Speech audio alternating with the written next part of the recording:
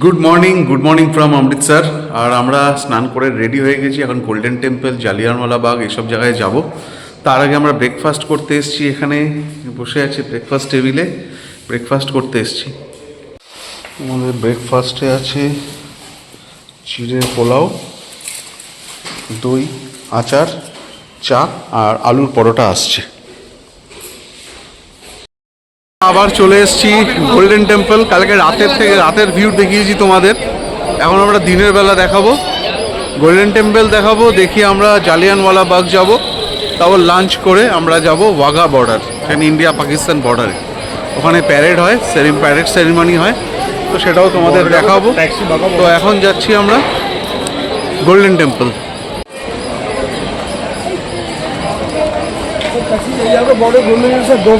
গাড়ি হ্যাঁ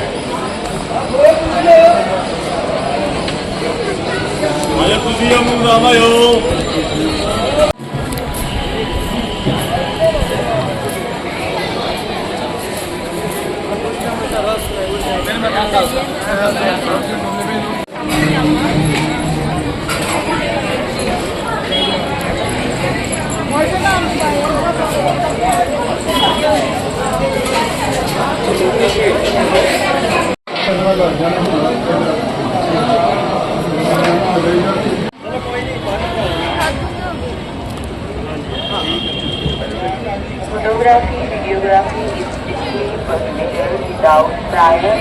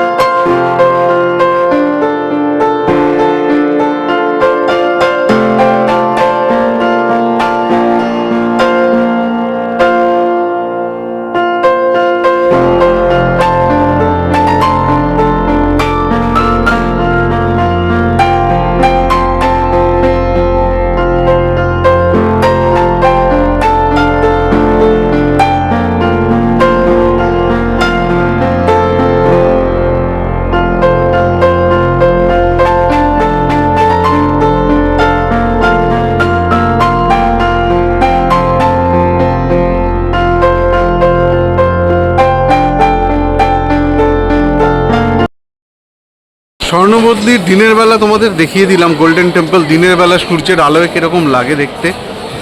আর এখন আমরা যাচ্ছি জালিয়ানওয়ালা বাগ, তো চলো সেখানেও তোমাদের দেখাবো জালিয়ানওয়ালা বাগের ভেতরে। এটা হচ্ছে জালিয়ানওয়ালা বাগে ইংরেজদের হাতে মৃত শহীদদের স্মৃতিসৌধ।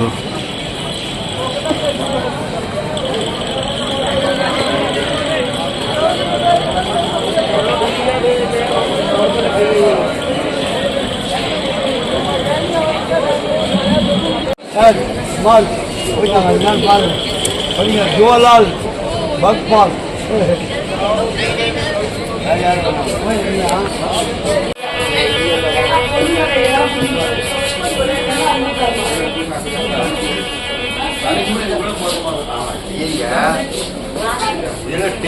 ಖುಷಿ ಇಲ್ಲ ಕೂಡ ನಮ್ಮ ಅವಸ್ಥೆ ಪಡೋಣ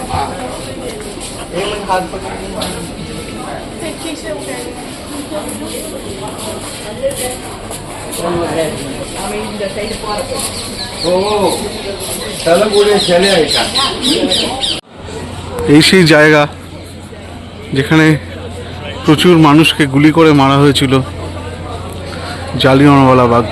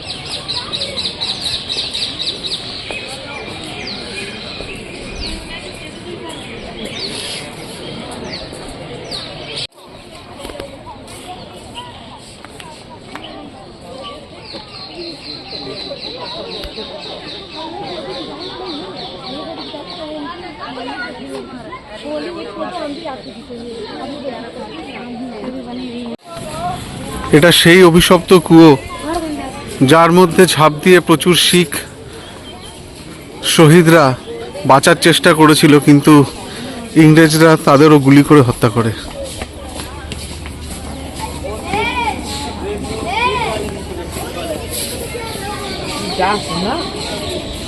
কাঁচের ভেতর থেকে দেখা যাচ্ছে না, এখানেই সবাই ঝাঁপ দিয়েছিল বাঁচার জন্য।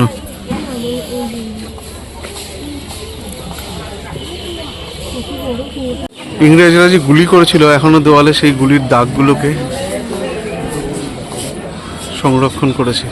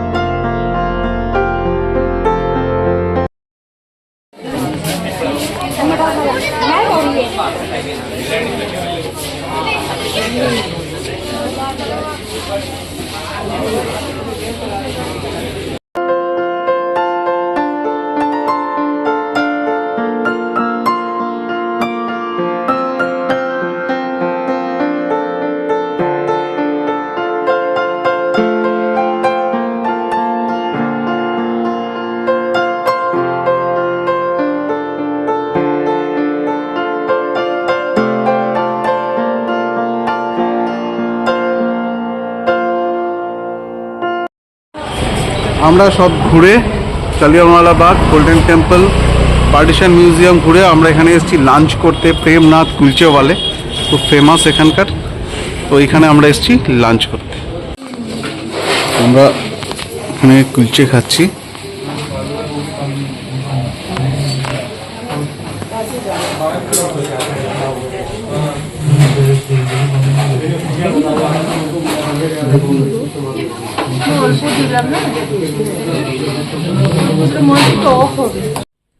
আমাদের লাঞ্চ কমপ্লিট। যেমন তোমরা দেখলে আমরা একটা পাঞ্জাবি রেস্টুরেন্টে গেছিলাম খাওয়ার জন্য, আর এখানে তো বেশিরভাগ ওই কুলচাই ফেমাস, তো আমরা কুলচাই খেয়েছি। আর এখানে কুলচার সাথে, কুলচাটা কিনবে তার সাথে ছোলেটা ওরা দেয়, তো যাই হোক সে আলাদা করে কোনো ডিশ নিতে হয় না।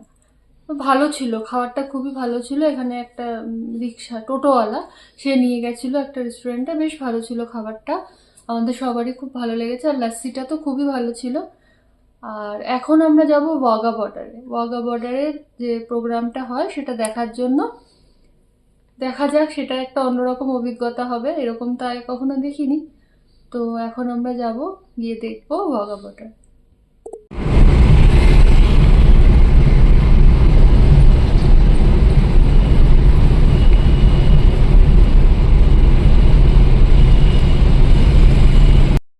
কাটারি ওয়াঘা বর্ডারে চলে এসেছি, এখন আমরা বর্ডারে ঢুকছি। on Supreme Road, Arvind, higher than direct complete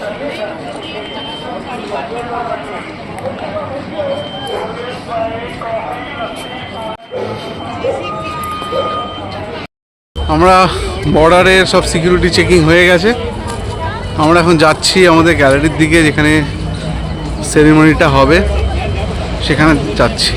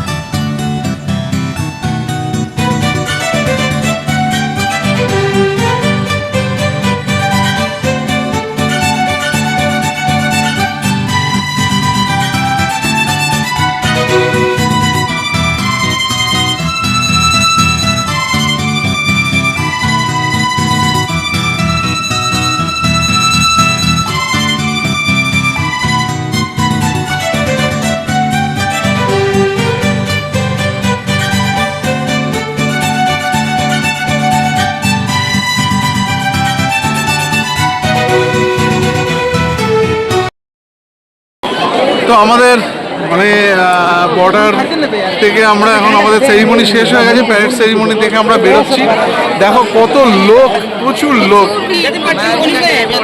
পাকিস্তানের গ্যালারি পুরো ফাঁকা ছিল আর আমাদের এখানে পুরো ভর্তি। তো ভালোই হয়েছে, খুব ভালো একটা এক্সপিরিয়েন্স। অমৃতসর, হ্যাঁ একদম একদম আসতেই হবে এখানটা, না আসলে একটা খুব ভালো বড় মিস হবে। এখন আমি তোমাদের একটা জিনিস দেখাচ্ছি, পাকিস্তান তারকাটা দেখাচ্ছি, ইন্ডিয়া আর পাকিস্তানের যে বর্ডার, সেই যে তারকাটাটা আছে, তারকাটা দিয়ে যে বাউন্ডারি দেওয়া হয়েছে সেটা তোমাদের দেখাচ্ছি। আমি সেই সামনে যাচ্ছি, ওই পারে পাকিস্তান।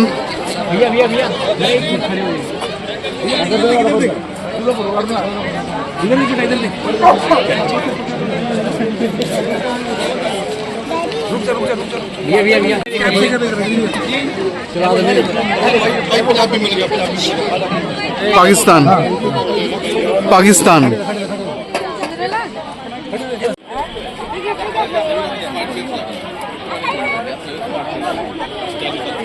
দারুণ একটা অভিজ্ঞতা হলো, এত সুন্দর ইন্ডিয়া পাকিস্তান বর্ডার এত কাছ থেকে দেখবো, আর এত সুন্দর প্যারেড সেরিমনি হয়েছে, খুব ভালো লাগলো, ভীষণ সুন্দর। আমরা ওয়াঘা বর্ডার থেকে হোটেলে একটু ফ্রেশ হয়ে আবার আমরা গোল্ডেন টেম্পলের এই জায়গাটা এসেছি। জায়গাটা এত জমজমাট, খুব ভালো লাগে, আর অনেক কিছু আছে কেনাকাটি করার। যারা শপিং করতে ভালোবাসো তাদের জন্য খুব ভালো জায়গা। খুব ভালো লাগছে এই জায়গাটা।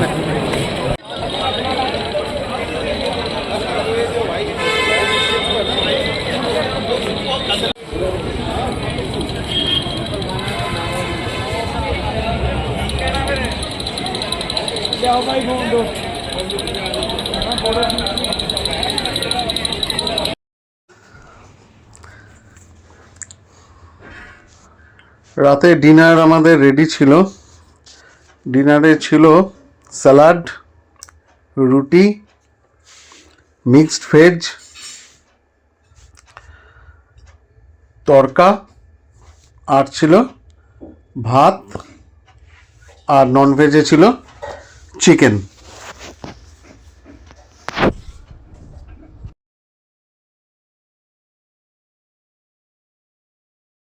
Good morning from Amritsar. আমরা রেডি হয়ে গেছি, স্নান করে আমরা পুরো রেডি। আজকে আমরা এখান থেকে চেক আউট করবো। আমাদের 12:55 ফ্লাইট কলকাতা যাওয়ার। তার আগে আমরা ব্রেকফাস্ট করতে এসেছি। ব্রেকফাস্টে কি আছে তোমাদের দেখাই। ব্রেকফাস্টে ছিল চিড়ের পোলাও, একটা সবজি ছিল, পুরি ছিল, আর স্যান্ডউইচ ছিল, সাথে চা কফি। আমরা এয়ারপোর্ট চলে এসেছি। আমাদের ট্যুর আজকেই শেষ। আমাদের স্টার্ট করেছিলাম আমরা 8 তারিখ হাওড়া থেকে নেতাজি এক্সপ্রেসে। আমরা 10 তারিখ পৌঁছেছিলাম সিমলা, কালকা থেকে টয় ট্রেনে করে শিবালিক ডিলাক্স এক্সপ্রেসে। আমরা ছিলাম সিমলায় 1 রাত, মান্ডিতে 1 রাত, মানালিতে 2 রাত, তারপরে কোথায় ছিলাম ধর্মশালায় 1 রাত, ডালহাউসিতে 1 রাত, অমৃতসরে 2 রাত। পুরো ট্যুরটা খুব ভালো হয়েছে। আর মানে সব জায়গাতে আমরা ঠিকঠাক ছিলাম, এমন না কোনো এক্সট্রা বেশি দিন ছিলাম বা একদম পারফেক্ট টাইমিং। ট্যুর প্ল্যানটা খুব ভালো হয়েছিল, ভালো ট্যুর প্ল্যান হয়েছিল। ট্যুর পিকার্সের সাথে আমরা এসেছিলাম প্যাকেজে, তো ভালোই ওদের ব্যবস্থাপনা মানে ভালোই লেগেছে। সব জায়গায় হোটেলগুলো ভালোই ছিল, হোটেল ভালো ছিল, সব কিছু মানে পুরো ট্যুরটা খুব ভালো হয়েছে। সবচেয়ে বেশি ভালো লেগেছিলো আমরা যখন ইয়েতে করেছিলাম ওই রোটাং পাসে। রোটাং পাসে স্নো অ্যাক্টিভিটিগুলো ভীষণ আমরা এনজয় করেছি। সেকেন্ড আমরা ওয়াঘা বর্ডার, আমরা ইন্ডিয়া পাকিস্তান বর্ডারে প্যারেড সেরিমনিটা ছিলাম, ওটাও খুব ভালো লেগেছে। স্বর্ণ মন্দির তো ভালোই, ওটা নিয়ে কোনো ইয়ে নেই। টেম্পলটা দেখার খুব ইচ্ছা ছিল, সেটা পূরণ হয়েছে।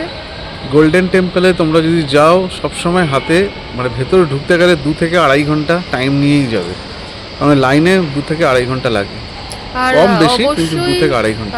মাথায় কাপড় দেওয়ার মতো কিছু নিয়ে যাবে, বা ওখানে পাওয়া যায় সব, রুমাল পাওয়া যাচ্ছে ছেলেদের জন্য, ঠিক আছে, মেয়েদের জন্য রুমাল বাঁধছে অনেকে, কিন্তু সঙ্গে একটা ওড়না বা শাড়ি যারা পরবে তাদের জন্য তো অসুবিধা নেই। তো কেন ওরা ভীষণ স্ট্রিক্টলি ফলো করে রুলটা, যে মাথা থেকে যেন কাপড় না সরে। বারবার যারা যখনই সরে যাচ্ছে তখনই বারবার সবাইকে বলছে যে স্যার ঢাকিয়ে, তো সেটা খুব একটা স্ট্রিক্ট ব্যাপার। আর মন্দিরের ভেতরে ক্যামেরা অ্যালাউ করে মানে ফটো ভিডিওগ্রাফি করতে দেয় না, বাইরে করতে পারো, কোনো অসুবিধা নেই। আর এই ট্যুরে আরেকটা ভালো লেগেছে, সেটা হচ্ছে খাজিয়ার। ডালহাউসি থেকে আমরা অমৃতসর আসার পথে খাজিয়ার পরে, খাজিয়ারটা খুব ভালো লেগেছে। একদম মিনি সুইজারল্যান্ড অফ ইন্ডিয়া বলা হয় ওকে। পেহেলগাঁও টাইপের লাগছে অনেকটা দেখতে, আর খুব সুন্দর জায়গাটা, ভালো লেগেছে।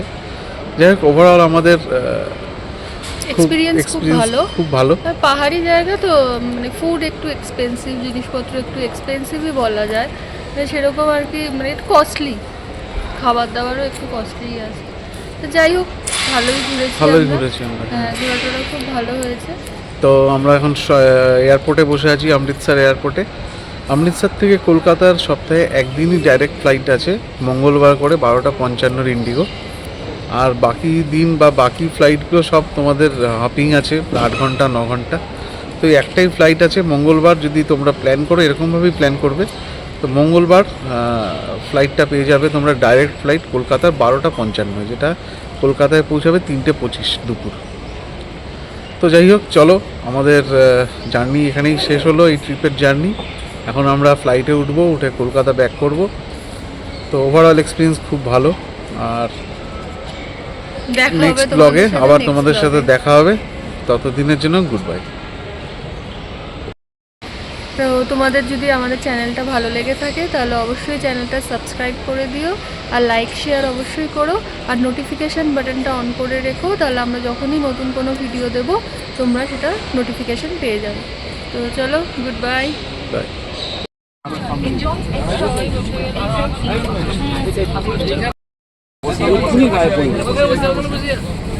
এখানে বসে যাও না।